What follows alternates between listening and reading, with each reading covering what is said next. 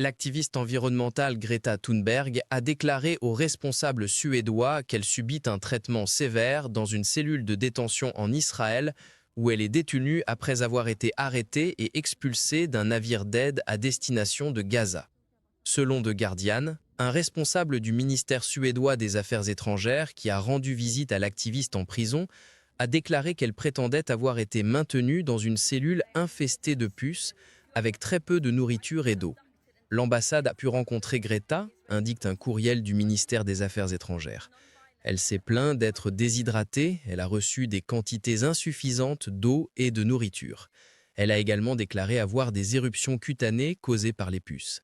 Elle a parlé de traitements sévères et a dit qu'elle était restée assise pendant de longues périodes sur des surfaces dures. L'accusation est soutenue par au moins 2 autres membres de la flotte qui ont été arrêtés par les forces israéliennes et libérés samedi. Ils ont tiré la petite Greta par les cheveux devant nos yeux, l'ont battue et l'ont forcée à embrasser le drapeau israélien.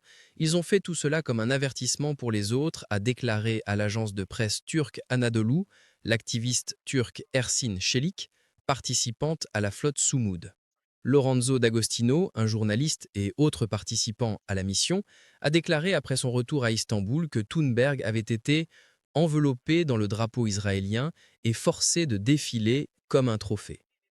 Thunberg est parmi les 437 activistes, parlementaires et avocats qui faisaient partie de la flotte Global Soumoud, une coalition de plus de 40 navires transportant de l'aide humanitaire, dont le but était de briser le blocus maritime israélien de 16 ans sur Gaza.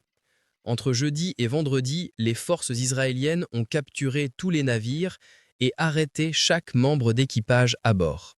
La plupart d'entre eux sont détenus à Ketziot, également connu sous le nom d'Ansar 3, une prison de haute sécurité dans le désert du Negev, principalement utilisée pour les prisonniers de sécurité palestiniens, dont beaucoup sont accusés par Israël d'implication dans des activités militantes ou terroristes.